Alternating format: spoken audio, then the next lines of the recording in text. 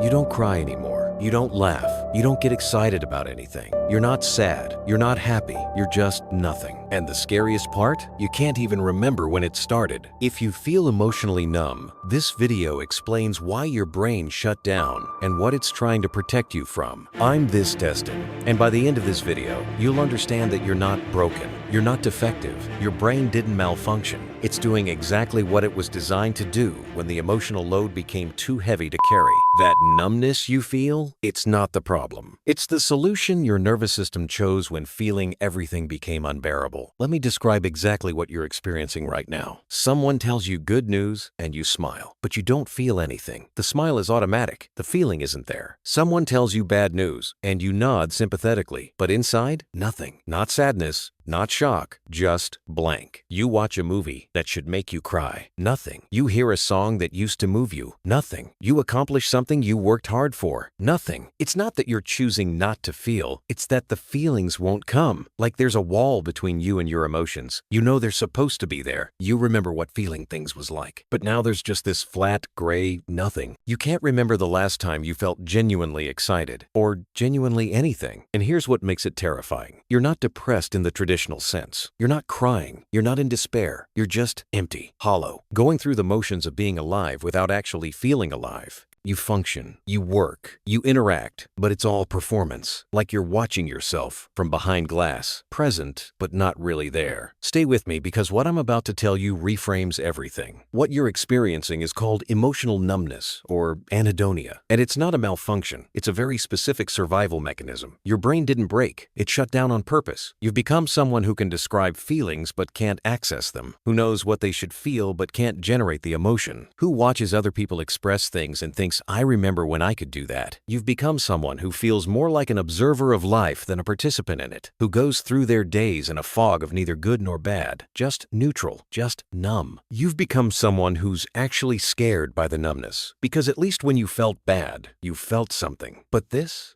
absence of feeling, it's like you're disappearing from the inside out. When was the last time you felt something that wasn't surface level? Something that actually moved you? Something that felt real? When was the last time you cried? Not from frustration, but from genuine emotion? From being so moved by something that tears were the only response? Here's what happened. Your nervous system reached its capacity. Too much stress, too much pain, too many emotions you couldn't process, too many things happening too fast for too long. And instead of breaking, your brain did something incredibly intelligent. It turned down the volume on everything. It said, if we can't process this safely, we're going to stop processing it at all. Now you're numb, and numbness feels like death, but it's actually protection, and understanding that changes everything. Let me explain the psychology of why emotional numbness happens, because once you understand it, it stops feeling like you're broken. Emotional numbness is what happens when your nervous system gets overwhelmed. It's called dissociation or emotional blunting, and it's one of your brain's most sophisticated survival mechanisms. Here's the metaphor that makes this clear. Imagine your emotional system is like a circuit breaker in a house. When too much electricity flows through at once, the breaker flips, not because it's broken, but because it's preventing the whole system from catching fire. That's what your brain did with your emotions. Too much came through at once. Too much stress, too much trauma, too much grief, too much pressure, too many feelings you didn't have time or space to process. So your emotional circuit breaker flipped. It shut down feeling to prevent a complete breakdown. From a neurological standpoint, this happens in your limbic system, specifically the amygdala and hippocampus.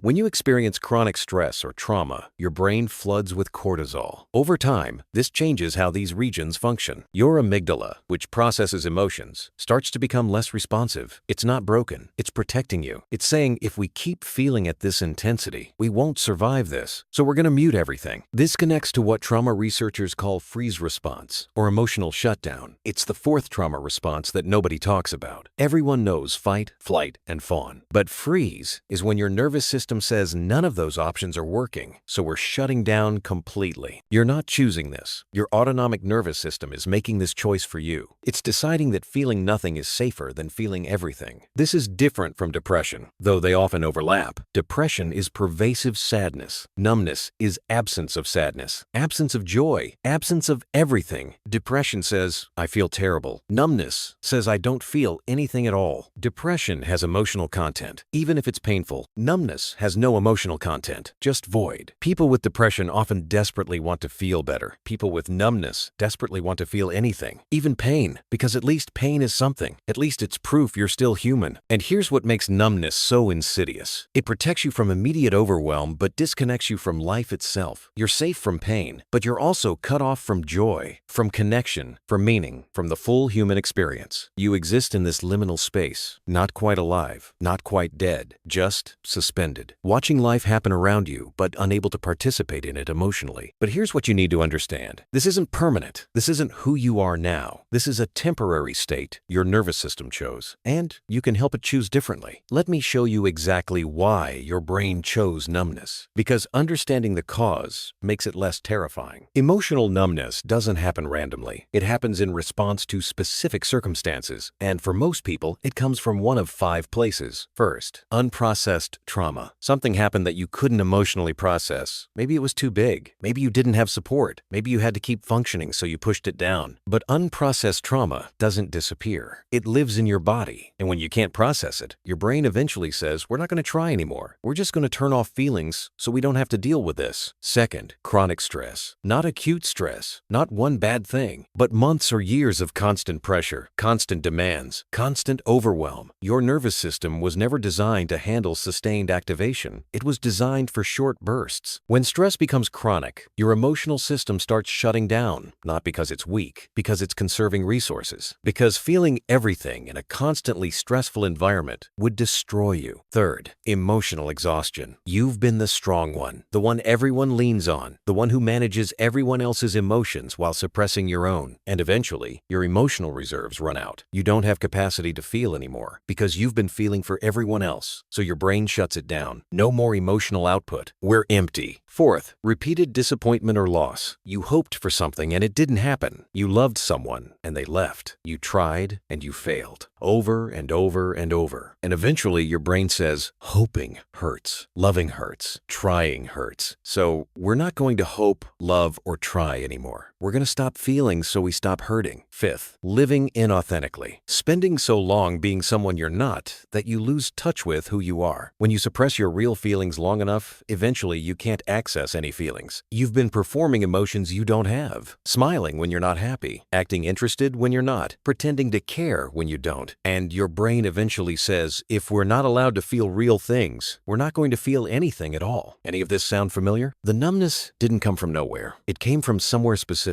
And that somewhere is usually a place of too much pain, too much stress, too much suppression, too much everything. So your brain said enough. We're done feeling for now. We're going to shut down until it's safe to turn back on. But here's the problem. Your brain doesn't always know when it's safe again. So the numbness stays. Long after the initial threat is gone. Long after you actually need protection. You're living in emotional lockdown. And the lockdown continues even when the emergency has passed. Let me show you the specific signs you're experiencing emotional shutdown. Because seeing them clearly helps you understand what's happening. You're emotionally numb if you relate to most of these. You can't cry, even when you want to. Something sad happens, and you know you should cry. You can feel the pressure behind your eyes, but the tears won't come. You're stuck in this awful space of knowing you need emotional release, but being unable to access it. You feel like you're watching your own life, like you're behind glass. You see yourself interacting with people, going places, doing things, but you're not really there. You're just observing, dissociated from your own experience. Good things don't feel good. You get a promotion, a compliment, a win, and intellectually, you know it's positive, but emotionally, nothing. Flat. You can't generate the feeling that should be there. Bad things don't feel bad. Someone hurts you, something goes wrong, you experience loss, and you know you should be upset, but you just feel blank, like you're reading about someone else's problem. You have to remind yourself how to act. When someone tells you something, you have to consciously think, what's the appropriate emotional response here, and then perform it, because the authentic response isn't coming.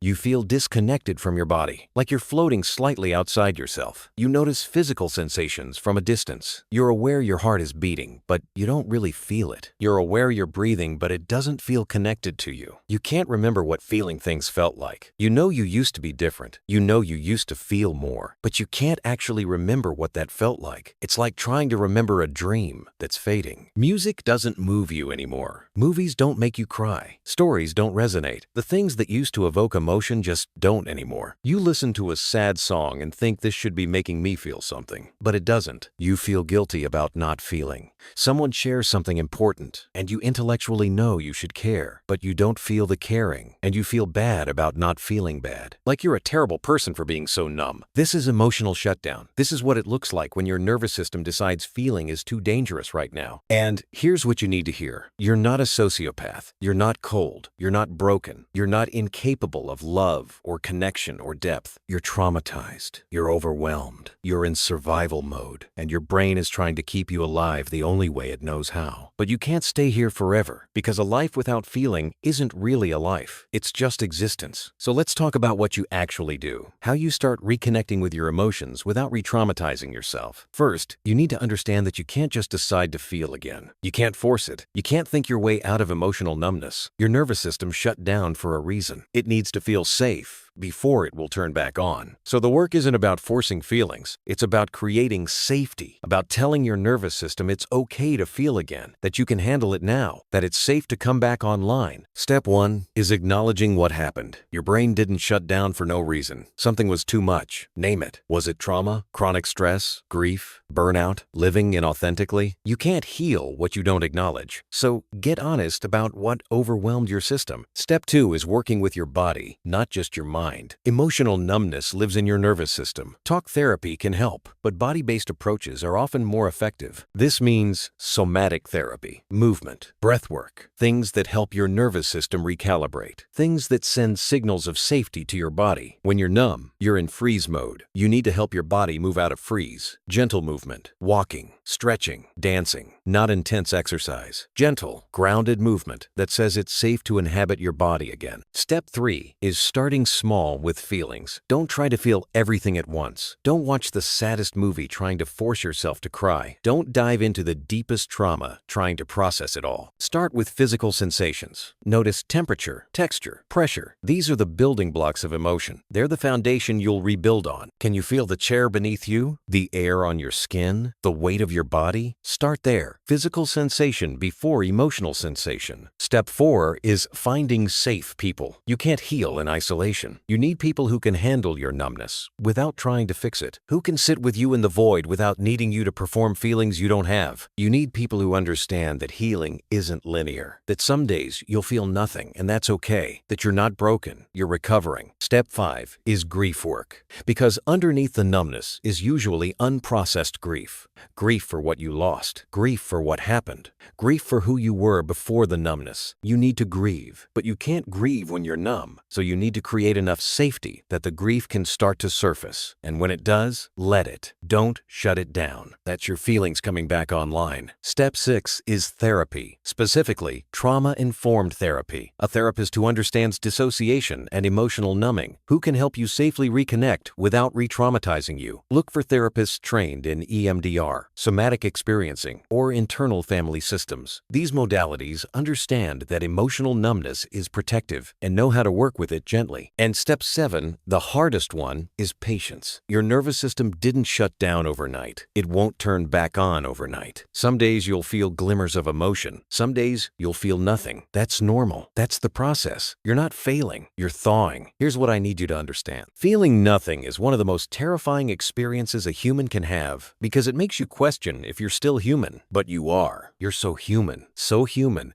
that your system loved you enough to protect you when feeling everything would have destroyed you. That numbness? That's not your enemy. That's the part of you that said, we can't process this right now, but we're going to survive anyway. You survived. That's what the numbness means. You survived something that was too big to feel while it was happening. But surviving isn't the same as living, and you can't live fully while emotionally shut down. So now, the work is teaching your nervous system that you can handle feeling again, that you have resources now you didn't have then, that you're safe enough to start thawing. This won't happen fast. This won't happen easily, but it will happen. One day, you'll notice you felt something. Just a flicker, a moment of actual emotion that wasn't performed, and it will terrify you and relieve you at the same time. That's the beginning. That's your nervous system testing if it's safe to come back online. And then there will be more flickers, more moments, until eventually you're not numb anymore. You're feeling. Maybe not as intensely as before, maybe differently than before, but feeling. The numbness served you. It kept you safe when you needed safety, but you don't need it anymore. Your brain doesn't know that yet, so your job is to show it gently, slowly, one moment of safety at a time. You're not broken. You never were. You were protecting yourself the only way you knew how. And now you're learning there are other ways, better ways, ways that let you feel again without being destroyed by it. The fact that you're watching this, the fact that you're concerned about your numbness, that means you're ready. Ready to start the work of feeling again. It's going to be hard. It's going to be scary. Some days you'll wish you could go back to the numbness because feeling is overwhelming. But you won't. Because once you start waking up, you can't unknow that you were asleep. You deserve to feel. You deserve to cry when you're sad and laugh when you're happy and be moved by beauty and hurt when you're hurt and love when you love. You deserve the full human experience. Not the muted version, not the numb version, the real version. And you can have it. Not today, not tomorrow, but eventually. Your feelings didn't disappear. They're just behind a wall, and that wall was necessary. But it's not permanent. You can take it down, brick by brick, feeling by feeling, moment by moment. You're not nothing. You're just protecting yourself from everything. And when you're ready, everything can come back. Drop a "if you feel emotionally numb and thought you were the only one." You're not broken. Your brain is protecting you. Let's talk about it in the comments. And subscribe to This Destin for more essays on the psychology of healing from things that feel impossible to heal from. Because here's what I believe. Numbness isn't the end. It's the intermission. And when you're ready, the show can start again. You will feel again. And when you do, it will be worth the wait.